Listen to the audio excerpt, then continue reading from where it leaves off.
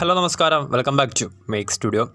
Champions ട്രോഫിയിലെ ചിരവൈരികളുടെ പോരാട്ടം ഇപ്പോൾ നടന്നുകൊണ്ടിരിക്കുകയാണ്. ലോകം മുഴുവൻ ഉറ്റുനോക്കുന്ന വളരെ ആവേശഭരിതമായ പോരാട്ടം തന്നെയാണ് നമുക്കറിയാം ഇന്ത്യ പാകിസ്ഥാൻ പോരാട്ടം.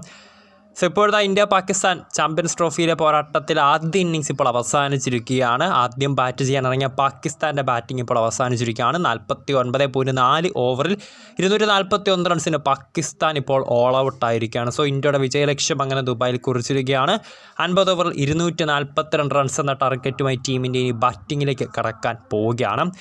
നമുക്കറിയാം ഇന്ത്യയെ സംബന്ധിച്ച് ഇന്നത്തെ പോരാട്ടം ജയിക്കാൻ സാധിക്കുകയാണെങ്കിൽ അത് നോക്കൗട്ട്സ് അതായത് അടുത്ത സ്റ്റേജിലേക്കുള്ള ഇന്ത്യയുടെ ചാൻസുകൾ കുറച്ചുകൂടി വർദ്ധിപ്പിക്കും. അതേസമയം തന്നെ പാകിസ്ഥാനെ സംബന്ധിച്ച് നിർണായക പോരാട്ടം തന്നെയാണ്.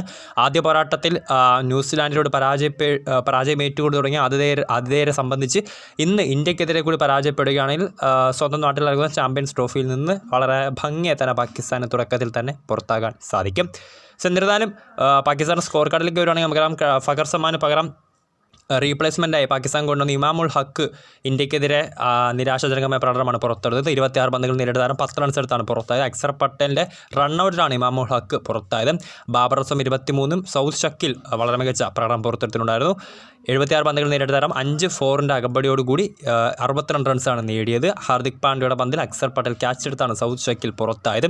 ക്യാപ്റ്റൻ മുഹമ്മദ് റിസ്വാൻ 46 സൽമാൻ അക്ക 19 റൺസ് നേടിയിട്ടുണ്ടായിരുന്നു. ഒപ്പം അവസാന ഓവറുകളിൽ ആഞ്ഞടിച്ച കുഷ്ദിൽ ഷായുടെ ഇന്നിങ്സും എടുത്ത് പറയേണ്ടതായിട്ടുണ്ട്. 39 പന്തുകൾ നേരിട്ട് താരം 2 സിക്സോടുകൂടി 38 റൺസ് എടുത്താണ് പുറത്തായത്. ഇന്ത്യക്ക് വേണ്ടി കുൽദീപ് യാദവ് 9 ഓവറിൽ 40 റൺസ് വഴങ്ങി 3 വിക്കറ്റുകൾ നേടിയിട്ടുണ്ടായിരുന്നു. ഹാർദിക് പാണ്ഡ്യ 2, ഹർഷിത് റാണ, അക്സർ പട്ടേൽ, രവീന്ദ്ര ജഡേജ എന്നിവർ ഓരോ വിക്കറ്റ് വീതം നേടിയിട്ടുണ്ട്. മുഹമ്മദ് ഷമിക്ക് 8 ഓവറുകൾ എറിഞ്ഞപ്പോൾ വിക്കറ്റൊന്നും ലഭ്യമായിട്ടില്ല. അങ്ങനെ ചാമ്പ്യൻസ് ട്രോഫിയിലെ ചിരവൈരികളുടെ പോരാട്ടത്തിൽ ഇന്ത്യ ഇനി ബാറ്റിങ്ങിലേക്ക് കടക്കാൻ പോവുകയാണ്. 242 റൺസാണ് ദുബായിൽ ഇന്ത്യയുടെ വിജയ ലക്ഷ്യം.